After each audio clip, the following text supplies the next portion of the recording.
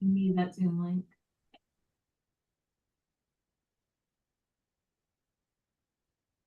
Everyone, we're going to get started in just a minute. We're going to give everybody a chance to filter in before we get started.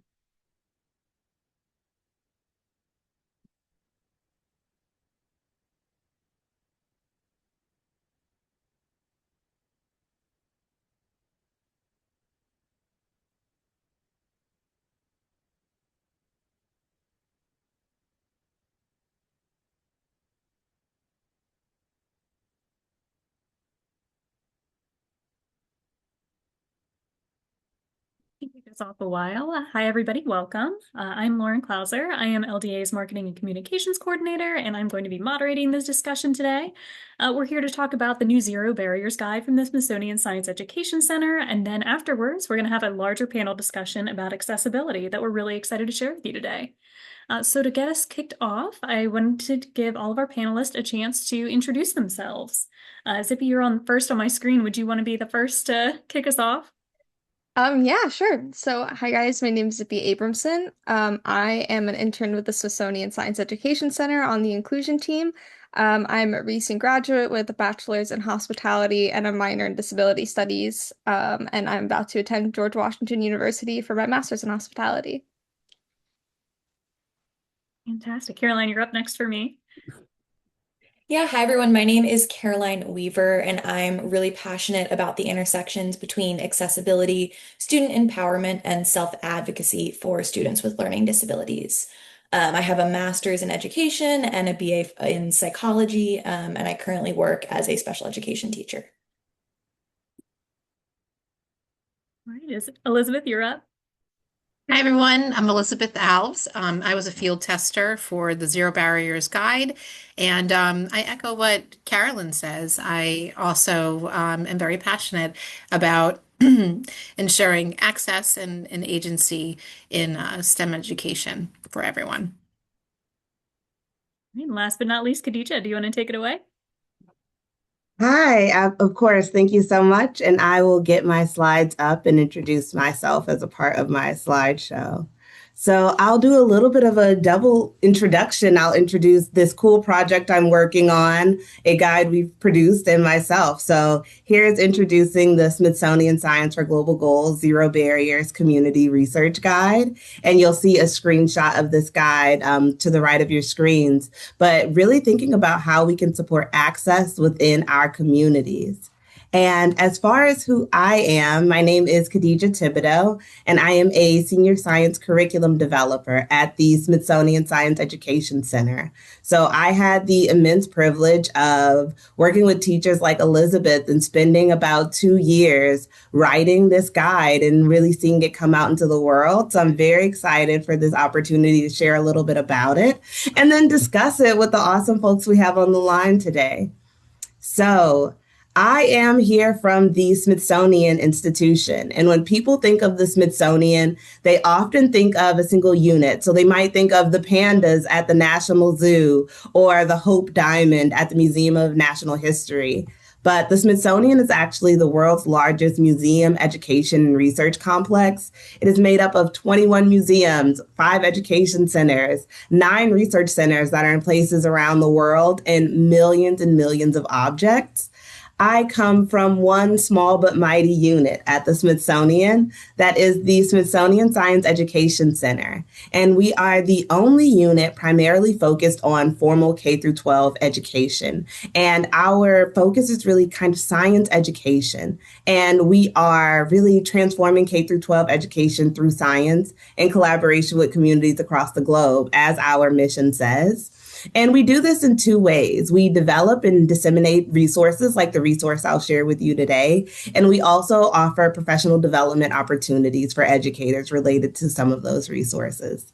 And all of our work really follows these 3 priorities that we kind of take with us into the world in any of the work that we're doing. And that's one, this idea of innovation and understanding the place of innovation in science education. Very importantly, not just for this conversation that we're having, having, but for the field at large, ideas of inclusion. And really where my project sits and what we focus on most often, these ideas of sustainability and how science education can be used and promote a sustainable future. And what we're able to do as our unit is take all of this amazing art, history, science, and culture from the Smithsonian and embed it into the work that we bring out into the world.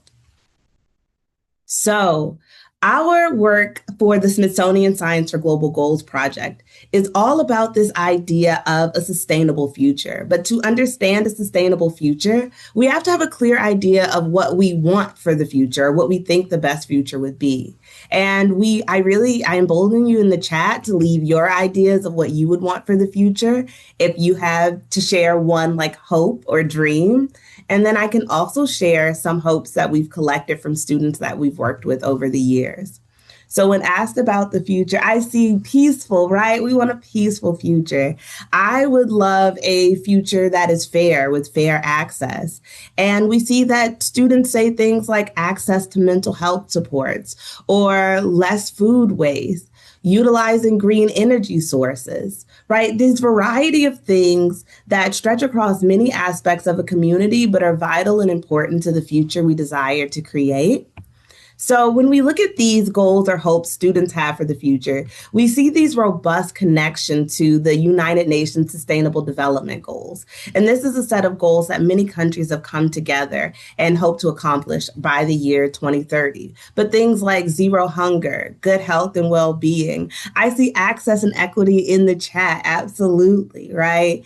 Or even these ideas of sustainable communities. So as a science education center, we see this hope that communities and students have for the future, but many of these goals are quite lofty. I think if someone told me, like, what does it take to create good health and well-being? I'd say many things, right? Like, this is complex. So we created a series called the Smithsonian Science for Global Goals series. And it's a series of free community research guides that really provide students skills, but often also a scaffold that helps them turn their ideas for the future into actionable solutions that they can bring to their community. So exploring any of these guides really stretch across those UN SDGs and help students think of many different topics related to sustainability.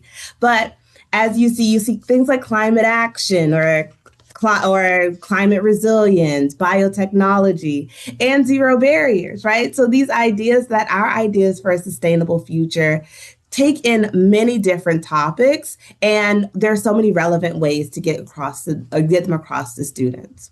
So a little bit about our guides in general. They are free. They're freely available for download. They are designed for youth 11 to 18, translated into multiple languages, optimized for screen readers.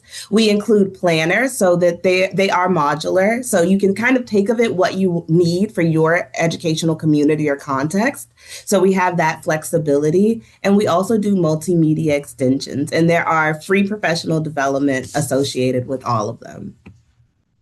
And within these guides, we bring a lot of things together to help youth explore these topics that explore the topics that they are investigating. So we first take our Smithsonian Science for Global Goals approach of saying students need to discover the world around them. They need to grapple with how the most relevant pressing topics, so even a topic like accessibility, thinking about how it's relevant to their community. Then they become data gatherers and interpreters. They go out and they try to understand this topic. And then finally, within all of our guides, they turn their ideas into action. We say that education isn't just about getting a single answer or the right answer. Education is about learning what the world is around you and then thinking about how you can intentionally create solutions that create a sustainable future or a better world based on what you've learned.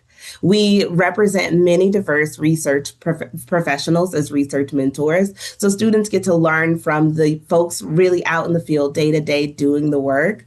We integrate inclusion, so helping them think about not just their identity, but the identity of their community and how all of those things are relevant to learning, but also using a UDL, a universal design for learning approach, making sure that there are many means and opportunities to engage in the work.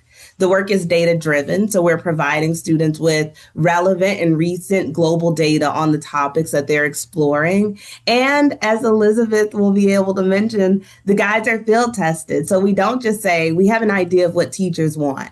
We really go out and we say, what teachers are interested in exploring these topics in their communities? How do we bring them into this process with us and let them teach us about what their community needs? Let us share the materials for them, and then also create this kind of back and forth collaborative relationship where we're both able to support each other in the work. So throughout the guide, youth become action researchers, and it really gives them this agency about the world. We say that this isn't about getting a right answer or getting to a single answer. It is about thinking of your question, investigating, and going out into the world being confident that you're able to find solutions, right? We use STEM investigations. We are a science education center, but the world's most pressing topics are complex. So we also fold in social science learning and help students think about how they can really garner community perspectives and have an understanding of what an actionable solution would look like in the community that exists around them right now today, whether it's taking a survey or doing an oral history, really getting to know the people and places around them. We recognize multiple ways of knowing, and we really center the students, their local knowledge, local communities. Guides in this series so far have reached over 8 million students. We've had free professional development for over 70,000 educators, and they've been used in over 118 countries.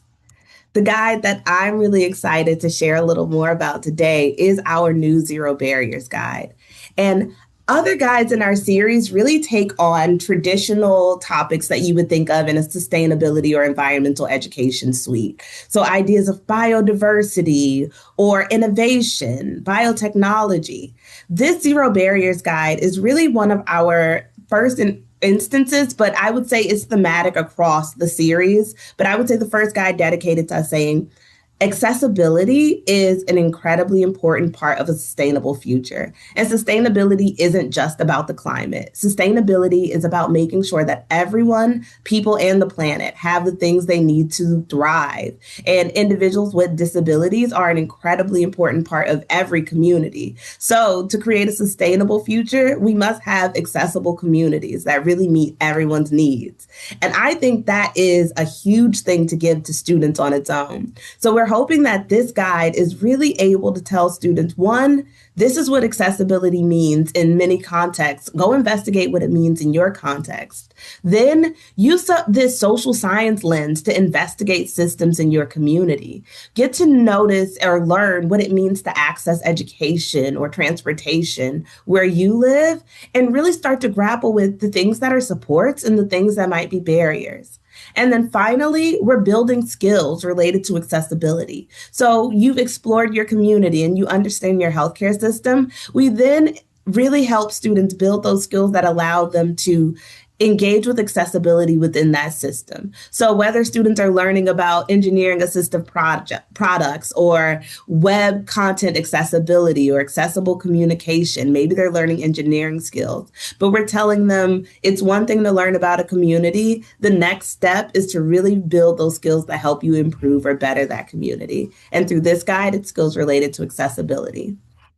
So this guide is vast and it takes on many topics in a community, and it really gets into a lot of the different systems in a community. So while using this guide, students will be able to start off by just exploring really the built environment and what accessible design means generally. Then they get to start thinking about different individual systems within their community, whether it's a system for transportation, education, healthcare, those systems that students really maybe hear as a system. Then they also get to explore systems that exist that they don't always hear characterized as systems. So telling them jobs and careers, you can use systems thinking and what you've learned about systems to understand and navigate that as a system as well. And also recreation, the things that that are meaningful to us and give us joy, helping people understand that accessibility isn't just about access to education. It's an incredibly important part. But the things that people don't always see as a need also need to be accessible. So, how do we make art inclusive? How do we make sports inclusive? How do we give everyone in the community the opportunity to thrive?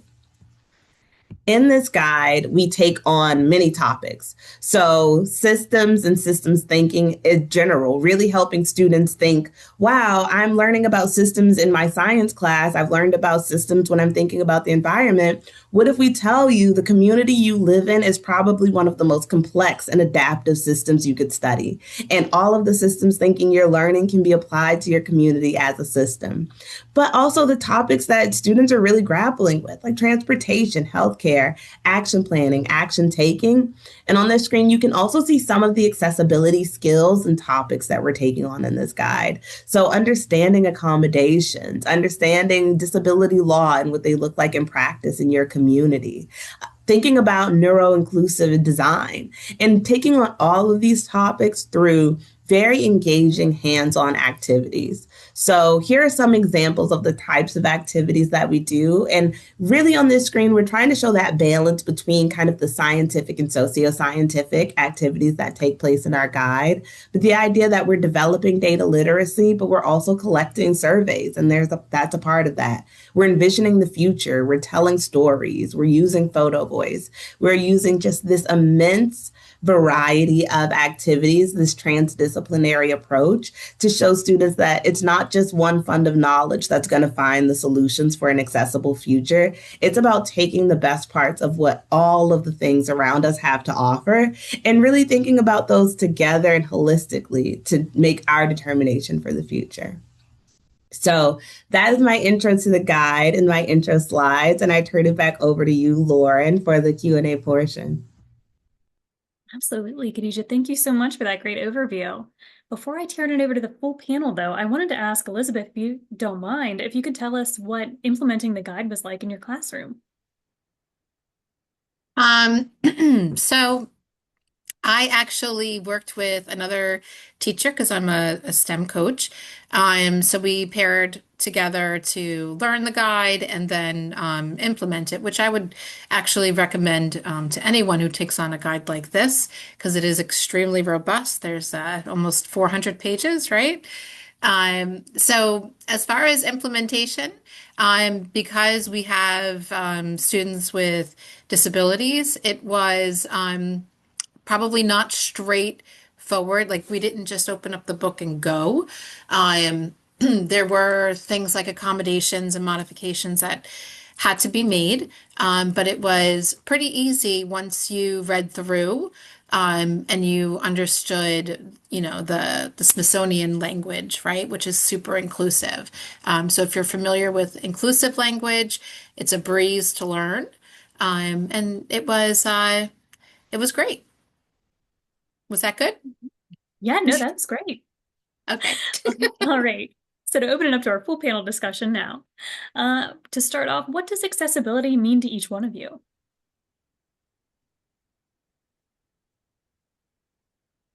Does anybody want to go first?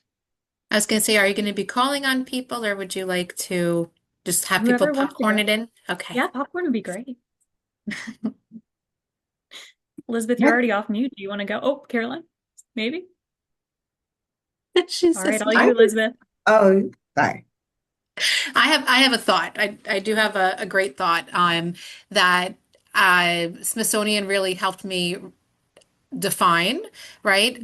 So my whole career, I've dealt with self-determination, especially with the students with disabilities, and what that means, right? Some people they consider it advocacy and that sort of thing, right? And my other big thing in education is that I want to have access, right? I want all students to have access. And so when I started working as a field tester, they weren't the terms were not used separately. They were used together. So access and agency, and that really helped me better define what I meant by access, right? One does not work without the other. You can't have a student who gains access but doesn't necessarily have agency over his or her curriculum. And the same, especially applies, right? A student can't have agency and then not be, given access to the same kinds of materials. So. Yeah. To me, I think accessibility, and I really love what Elizabeth shared too, because I think it shows kind of that complexity and richness of the topic. But I really love to think about accessibility as a community design practice and this idea that it is something relevant to all of us. And it is about making sure that the spaces that we're in are fair to everyone and everyone can, maybe we're not all navigating them in the same way, but at the heart, our experience should be the same. So it's just really kind of to me, a practice of feeling, maybe a heart and design kind of practice, but this balance of really taking the community responsibility to ensure we've designed a place that feels fair and empowering to everyone who engages with it. Yeah, I feel like to me, my definition of accessibility sort of falls right in between what both people have already shared. So I think about access not only to spaces and resources, but also what access to ideas and conversations look like. So are we making sure that students are feeling empowered and are we actually preparing them with language that is accessible, data that actually makes sense to them so that they're walking into those conversations about accessibility prepared to navigate sort of the world around them. So not only physical accessibility, but what does accessibility in language and education also look like? Yeah, I think to piggyback off of all of that, I think it's also not just about making sure that things are accessible, but also that disabled people feel empowered and supported in doing things, whether that be in education, going somewhere, doing an activity, not just about legally accessible, but empowering and making sure that, they have the confidence to do that. Yeah, definitely. I love that answer. So, what are some barriers to accessibility that you've seen in the classroom setting, whether it's a personal experience, whether Elizabeth, it's as an educator? What are some ways that education can become difficult to access? I could take that. As somebody who is deeply involved in policy at our local and national level, something that comes up all the time is how the schools operate in silos, right? So, and one of the biggest concerns is that when a student who is special needs either is pulled out of a class or is given access to uh, special programming, but then they take away things like their STEM availability, or perhaps they're not invited to join certain field trips or experiences or that sort of thing. And it's not always fair. And sometimes those parameters, are not they're not just, right? So there's a lot of taking away access in schools due to disabilities.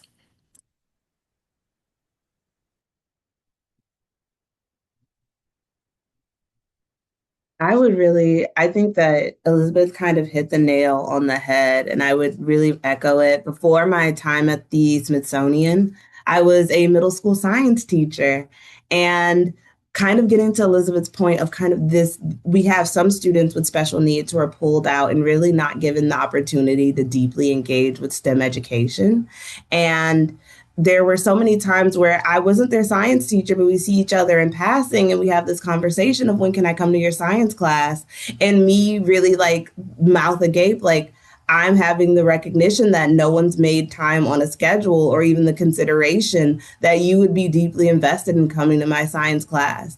Or some of my students, whether we're not, maybe a student isn't being pulled out, maybe they're in the general education class, but they can feel a difference in their assignment and they can feel a difference in their experience, whether they've been given the same assignment without an opportunity for differentiation. So they know that they are grappling with a barrier their peers aren't grappling with, but still expected to come to the same outcome at the same time.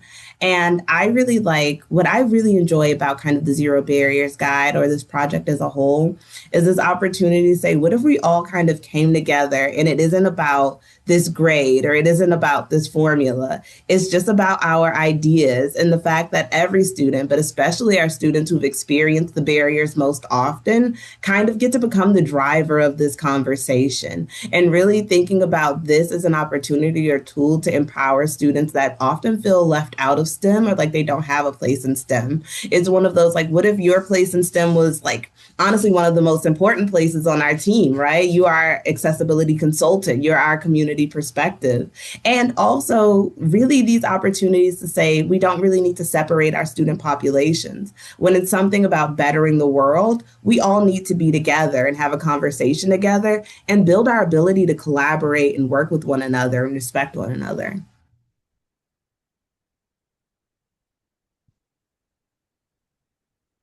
Definitely. And Caroline, I don't want to pick on you specifically, but your capstone project talked a lot about self-advocacy, self-identity, and how teachers aren't always necessarily sure. They sort of depend on the student to know what they need. Is that also a barrier to accessibility that you could touch on? Yeah, absolutely. So I think a lot about sort of the question of what do you need, where teachers will look to students like if it's not accessible or if you need anything, like please just let me know, which is such an important question to ask. But if students haven't been prepared to answer that question, then all of the work to make things accessible gets put on that student. And so what I often like to think about is, okay, well, where is that information coming from? If it's coming from research, that's amazing, but is that research accessible? I worked in disability research for 3 years, and the types of data that I was seeing, whether it was looking at comorbidity trends between anxiety and disability diagnosis, is so important, but the kids aren't accessing that information, right? So where are the breakdowns and sort of those information change coming from? Well, if our research isn't written to be accessible, if it's not built with the community in mind and it's not built by the community, then we're stuck in this kind of loop of research not being accessible, so then conversations aren't accessible. And so something like the Zero Barriers Guide, I think is just so awesome because it's putting kids right in the center of those conversations, but it's not making them responsible for those conversations. It's giving them the power to have it, but not saying you're the only one that has to fix it. Definitely. Does anybody have anything else to add on this question before we move on? Okay, great. Well, I wanted to address, there was a question in the chat asking about this guide. I work with K through 5 this upcoming year. This year I worked with 1st through 12th. How adaptable are some of these things in the guide? This is probably a Khadija question for younger students. I feel like a Khadija question and then maybe an Elizabeth question too. So Yeah. if I miss anything, let me know. But this is a question we get a lot. We always say 11 through 18, but the ways that the guides are written are really meant to say, this is our best effort to hit across a middle that doesn't exist, right? What an 11-year-old needs versus what an 18-year-old needs and where they are in their development worlds apart. But our guides are also globally disseminated. So what a rural community in one continent or one context versus an incredibly urban community in another continent or another context might need, also very different. So we write the guides in a way that really requires students and communities to bring their perspectives or what they're interested in into the module. So we'll have sometimes a more recent guide, we have a field tester who's working with third graders, let's say. So maybe you are bringing down a little bit of the language, but the questions are there and the questions are the same because it's questions like, what do you think creates a better future? Or have you ever experienced this type? Have you ever had a lesson that felt hard, right? Or something that made learning feel fun and easy? So we try to really kind of both acknowledge that everything to perfectly fit a context would need to be adapted. And we construct our guides to be modular and adaptable and pretty flexible for that fact. So even at the start of the guide, it tells the students you're a research team. And a part of being a research team means making decisions about changing, adapting, and flexing as you need. But we also really try to stick to kind of the core part of the topic and allow people to bring in the details. So we say you're exploring your education system, and a system has parts, and those parts are related, but we really leave it up to the students to define those parts. So maybe if you have some of the littles, they might identify parts like my teachers, my parents, my principal, my mom and dad. And maybe if you're like working with 18-year-olds, they're like, okay, it is not just the school system, but it is the larger governmental body. And it's not just this type of teach. Maybe they're going into like the niche practices. Maybe they're bringing in the pedagogy. Maybe they're bringing in some of the soft practices. We have no bounds anyways, but one thing we constantly do is validate that any exploration and answer to the question has pushed you further, right? You've accomplished the task no matter what. So we really allow it to go into any kind of setting to fulfill the needs of that setting without any expectation that every setting will engage with it the same way.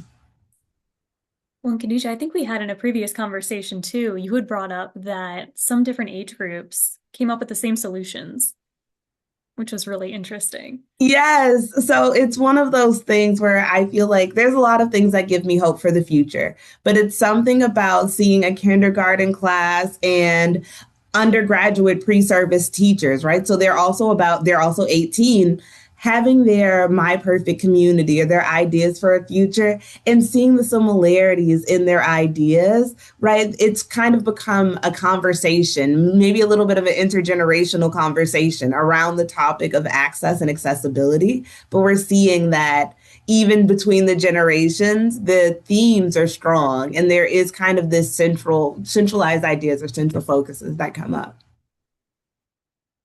Definitely. Elizabeth, is there anything that you wanted to add to that?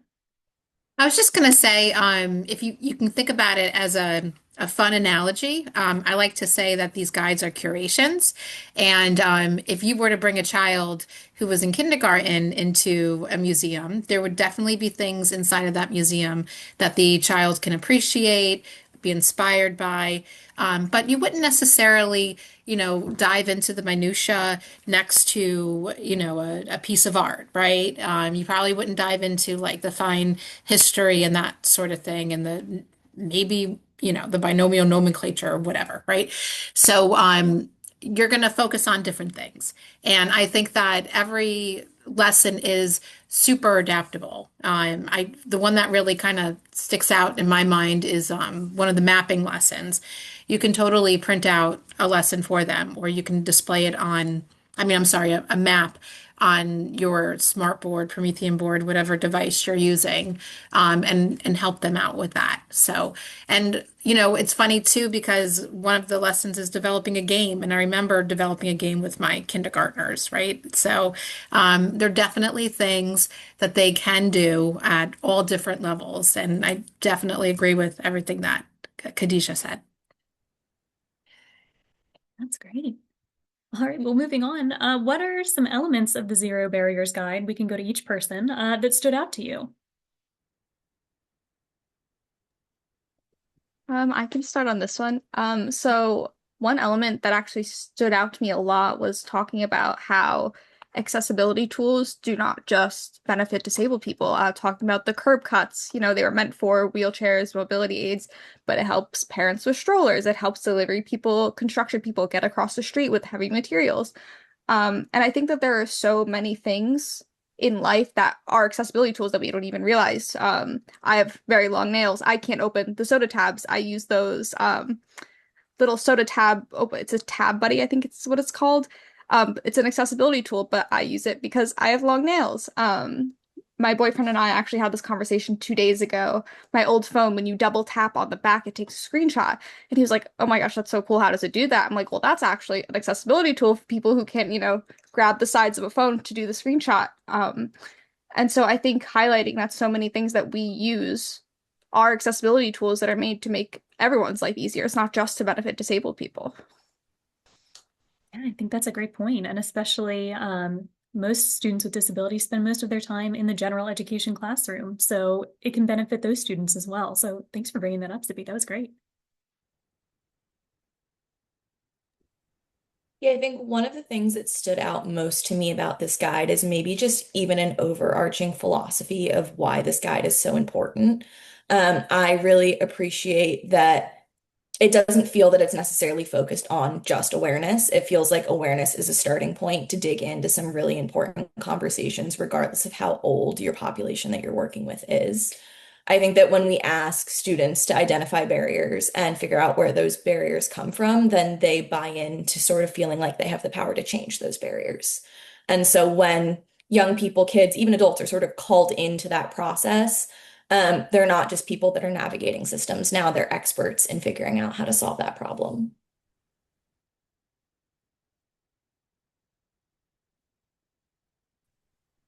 I might be biased, but I can say one thing, maybe not necessarily in the guide, because I'm like, I think it very intentional, is like choosing a favorite child, trying to choose a part of the guide. But I can talk about what stood out to me that was different about developing this guide and as opposed to developing other guides in the series. And it's that we really took the time, but also like we had the immense privilege to speak with like a variety of individuals with disabilities, and not just to speak with, but to also highlight. And I think it's so nice. We have research mentors within the guides, and we really have this conversation around like, how do you bring the science to students? And as they learn about assistive products, they get to learn about it through the voice of an individual that is a double amputee. So they have two arm prostheses. And it's not just this story of the quotes he gave are very rarely about his own experience with disability. It's about his experience in the community. So he's saying, do you know how much my friend's new wheelchair costs? It's actually more than a new Toyota, right? But also this idea that he is an actor and he's a musician and a scuba diver and a pilot.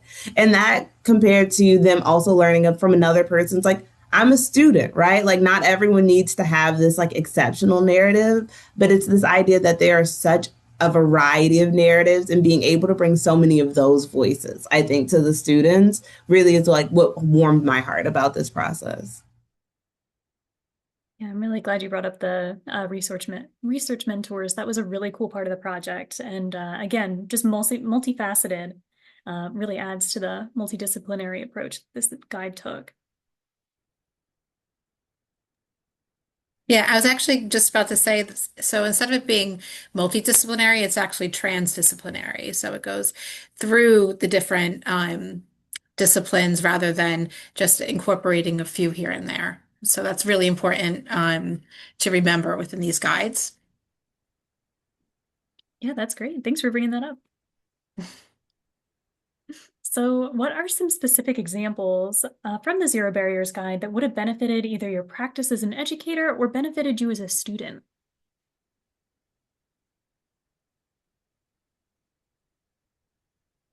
I mean, I guess I'll go first.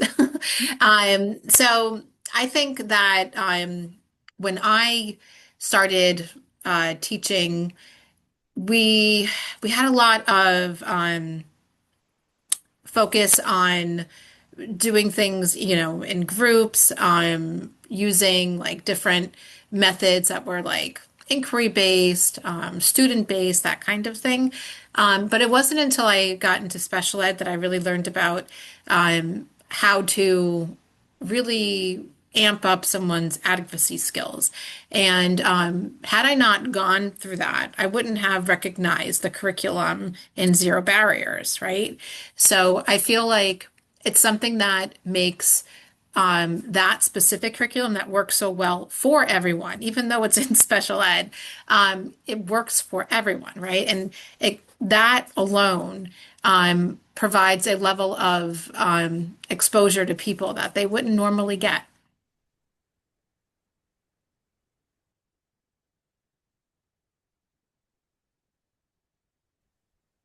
I think one thing that would have helped me, and I also think it would have tremendously benefited me my first year teaching or as a new teacher. I think that we are often given kind of create an inclusive classroom, and we're like, we want to, yes. And then we're like, oh, this is where the PD ended. It ended with you convincing me to create an inclusive classroom. But what I really needed was a model or the tools or something actionable. So even within our section on education, we walk through the steps of mapping learner variability. And I think of what it would have felt like for me as a student, being able to think about like the things that make me me, but also seeing the differences in my classroom in a space that was like kind of accepting of those differences. And I also think of like me as a first year teacher when I wanted so like I had the passion and the fire to create a classroom where everyone felt welcome and safe, but didn't really have the tools to kind of synthesize every single need for a student or get a whole picture. I would have loved to like go back in time and map learning variability with my students and create like a class collage that really represented us and our differences. I think it would have made a helpful start and finish to the year. Like Caroline or Zippy, is there any ways that this would have maybe impacted you as a student? I know it broke down a lot of language as well, that students might not necessarily have for themselves. Zippy, I'll turn it over to you. Yeah, so I went to a small Catholic high school. I think just the guide as a whole would have been beneficial, not just as a student, but also for the teachers to have. I had an IEP, my senior year of high school. I was one of the only kids in my high school to have one. This was not something that the teachers commonly experience. Accessibility was not something that was really talked about. There was nobody in my school that had a mobility aid.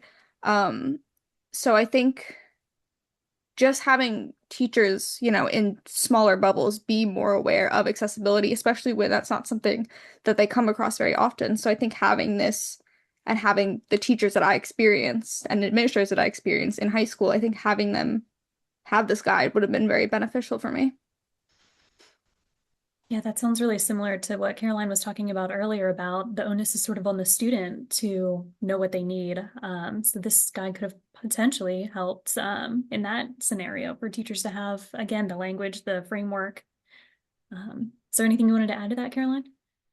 Yeah, I was thinking a lot about what Khadijah just shared as being a first year teacher because I just finished my first year teaching at a school specifically for kids with learning disabilities. And to wear that hat and also wear a previous research hat of working on the research side and then also being a learner with disabilities myself, being dyslexic, it's so interesting to see where all of those points meet in this guide, where it's super usable for teachers that want to sort of build up on the knowledge. As you say, the PD often stops at, yes, this is important, go figure it out.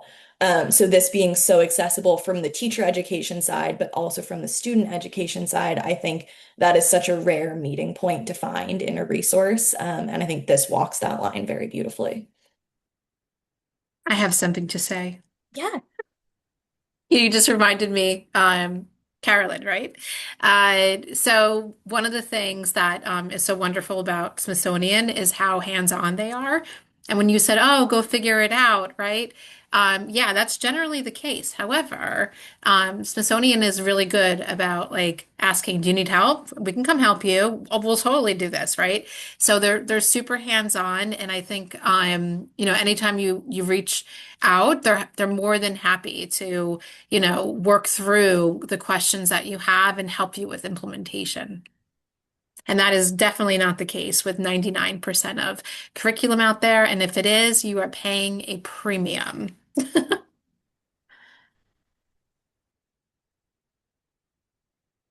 Well, I'll move on to our next question if we're set. So what do you guys all think about Zero Barrier's transdisciplinary approach? Why is that so important? Why does that make this guide so unique? I wanted you guys to share your thoughts on that.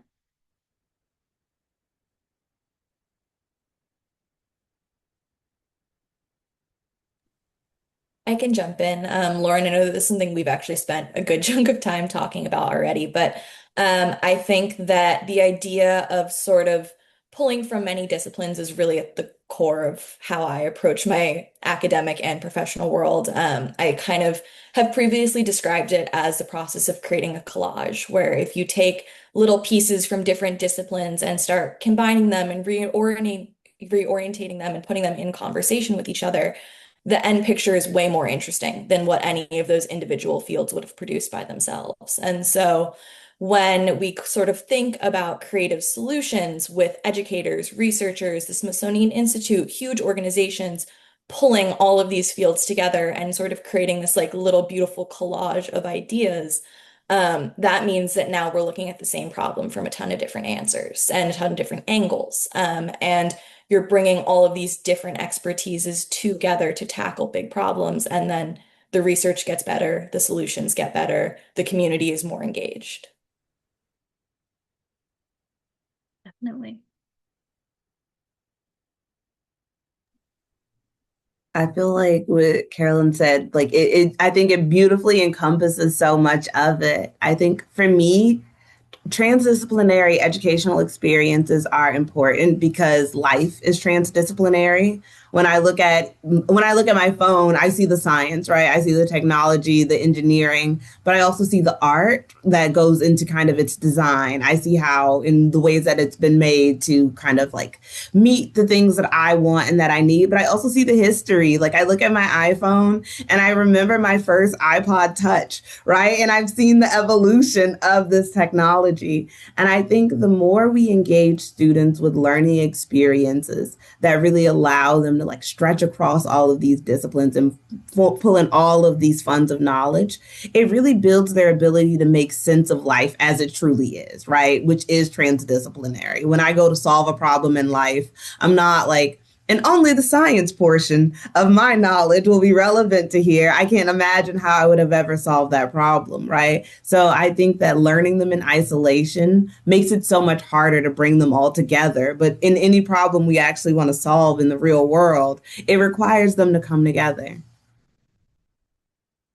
Yeah, I love that answer.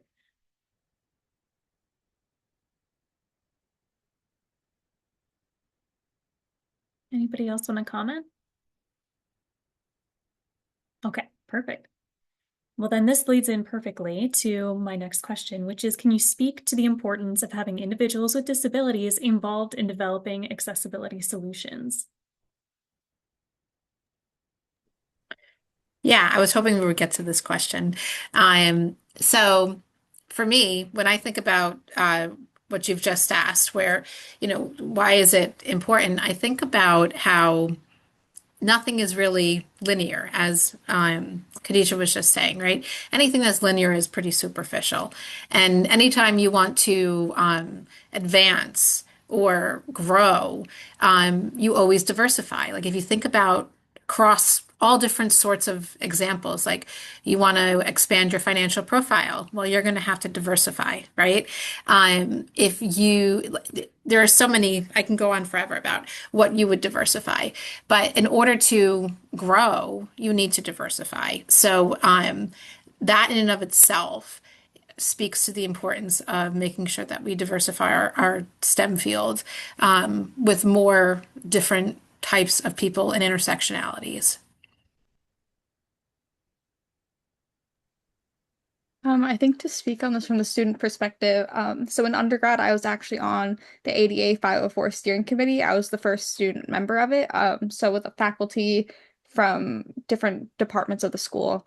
And I was also the first disabled person to be on there, which was shocking to me. Because within 3 months of starting undergrad there, I had a 4-page list of every single accessibility thing that I found trying to navigate the school with a mobility aid. Like, yes, we had elevators, we had ramps, but how nobody noticed the 4-inch pavement gap, that like uneven pavement right in front of the automatic door. Like that was beyond me, how no one said, "Hey guys, this is a problem." And I told them and they were like, "Oh yeah, like we never realized that." And it got fixed. They fixed the pavement thankfully, but there were so many examples of that where I was like, "Hey, this is really obvious to me trying to navigate with a mobility aid." And which is why I think it's so important to have disabled people part of that conversation, because we are seeing things that non-disabled people just are not seeing. Yeah, that's a great point. Anybody else want to comment? I think that navigating the world with any type of privilege, right? And we all have different types of privilege that we bring in that, but any of our privileges really kind of limits our ability to really see some of the truth, some of the barriers, some of the things that people are really reckoning with. I also think that the world is complex and varied. So to me, there's just like the thought, we never even had the thought of like there's any ability to create something that will represent but also resonate with individuals with disabilities without the inclusion of the voice of individuals with disabilities. And for us, it was also important to kind of diversify the types of disabilities that we were thinking about or like having conversations with individuals about because I just, you really only know so much of the world. You only know what you know. And to think that you know everything or could learn everything from an internet search, I think would have been naive.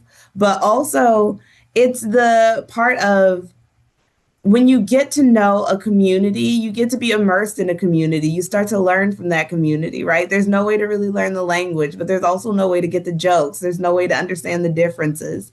So, really taking the time to speak with individuals, work closely with communities, I think it not only benefited this guide in terms of the topics, but I think it benefits the tone of the guide. I would even say the vibes of the guide. But then seeing the guide go out into the world, it's not just us from this ivory tower saying, hello, we created the work. Go ahead. It really, we get to take a step back. And so many of the communities that contributed to the guide get to like say, okay, you all did your part. It's published now. We can run with it and run with the baton. So we will have some of the foundations that have worked with us or some of our research mentors being able to kind of navigate taking this guide into the spaces that they want to take it in because they feel represented in it. And they know that it is something that was made with great consideration, made carefully, but also made with this community in mind because this community helped make it. Definitely. Well, and Caroline, I think in a previous conversation too, this was more in regards to research about the disability community as well, but I think it's relevant just that individuals with disabilities are the experts in their field. So do you want to speak on that at all as in your experience with including Yeah. them in the research? Yeah.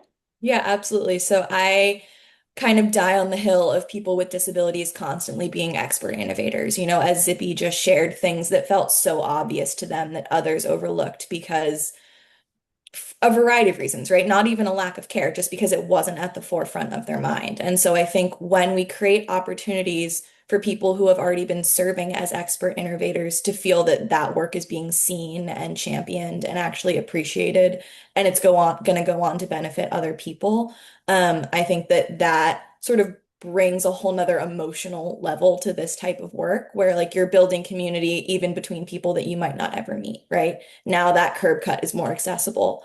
And you might not immediately know that that's helping other people, but long term it will. And so, again, resource guides like this that people can look back on and go back to and keep working with and modifying. I think that that is such a foundational base to accessibility on so many different levels. Definitely. All right, well, we have one more discussion point before I let everybody go, but what accessibility progress do you hope to see in classrooms in the future? It can either be something that you've seen come out of this guide, the solutions that you've heard, or things that you've been thinking about.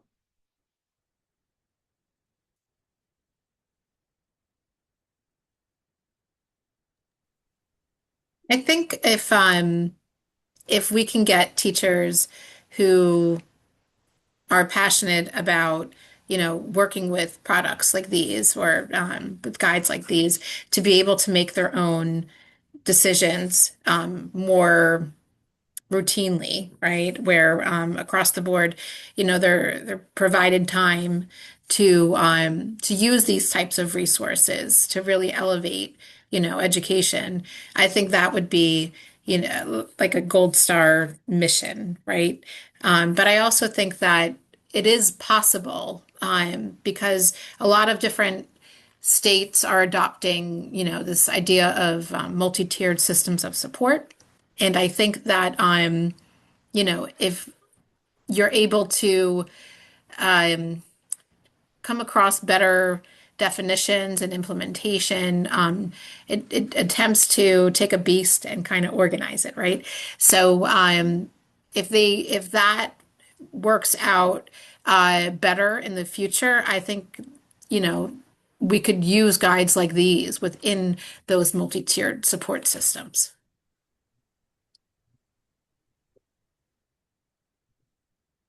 I think about what us like kind of transforming what it means to holistically educate a student. I think that I, of course, want students to graduate with this robust knowledge of science, math, art, history, but I also really want them to go into communities with a sense of care and a sense of agency and a like in this sense in a determination for creating a better future. So I'm hoping products and like this, things like this guide will really give students the sense of I am more than my test score and school is more than discrete facts. It is about creating a better place and also this kind of a different eye for accessibility, right? So kind of like what Zippy was saying earlier, we're hoping that engaging with these experiences sometime between 11 and 18, by the time you're engineering a building and you're creating accessible entrances, you'll notice that maybe I shouldn't have a gap or I shouldn't have this 4-inch height, right? Giving people these soft skills when our minds still have plasticity and can apply it to different places on the earth. I think that you should be learning about accessibility your whole life, the way you're learning about science your whole life, the way you're learning about art your whole life.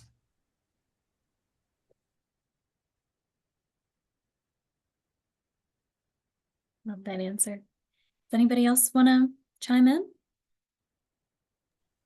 I think one thing that I think about, at least from the perspective of higher education, is that in K through 12 environments, there are IEPs and 504s, which are very regulated. There's some sort of standardization to them, and what's in them, but there really isn't anything like that for colleges and universities. It's very much up to the school to decide. And I think that this can really hurt, kids going from high school to college, transfer students going from community college or 4-year to 4-year. That there could be accommodations that really work for them at one school, and then the other school can just say, no, we don't offer that, tough luck. And I love my school very much, but our accommodations were very lackluster compared to other schools in the community college I went to beforehand. And I was always arguing with them that like we need to be doing more, every other school is. And I think that having some sort of regulation or standardization of accommodations that should be required from higher education institutions can help empower disabled people to continue education, to get higher education, and not just stop at high school because they aren't getting the support that they need, after high school. Yeah, that's a great point. Are you familiar with the RISE Act? A little bit. Okay, I was going to say you can be one of our spokespeople for the RISE Act. I'd But love yeah, to. that's essentially what the act deals with, and I think you would be a perfect example. Lauren, you're definitely gonna get their info and follow up for other stuff, right? Oh, Yeah, yeah. I think that would be a perfect opportunity to chat about a policy. Yeah, that's something LDA is big on supporting. All right. Well, we did have a question in the chat really quick. Are there opportunities for teachers to be involved with programs like this in the future, to work with, like in the formation of? Yes, so there are always things to come in terms of the Smithsonian Science for Global Goals project. So we have upcoming guides that we are developing. As we like continue to develop, so that we'll reach out. There will be opportunities for teachers to kind of support or contribute in that way, similar to what Elizabeth has been able to do for this guide. And then also in terms of kind of this guide, we have again, robust, small but mighty professional development team, a professional services team that are creating new things and putting new things in the pipeline. So a great place to hear about what we have upcoming is our website. And hopefully one of my colleagues will be able to like drop our events page. Yes, so Heidi just dropped our newsletter. Signing up for our newsletter will always let you know like the best thing coming. And then if you go to the events page on our website, that's a great way to know. But you can also chat with, like Elizabeth said, this is one of those teams that's like, you're interested in something, I'd love to speak with you. So if you want to reach out, my email was on the slides. I'm sure you can get it here, but really let us know kind of what you'd be interested in, and we can connect you with the right folks or like keep you in mind when the right opportunity is coming up. Because again, it's all like free, free, free. It's really, we just want the world to be a better place. So as many people as we can pull into that, we're willing. Yeah, thanks, Khadija. Well, that is a wrap. Thank you everybody so much for your experiences and for having this great discussion today about accessibility, the Zero Barriers Guide. Really exciting stuff. We can't wait to hear more about what this guide will bring. But again, thank you everybody else for joining us today. This is being recorded and a copy will be sent to you within 48 hours. Thank you, Lauren, and to LDA for providing us space for this phenomenal conversation. Of course. Yeah, we're so glad to have you. All right. Thanks, everyone.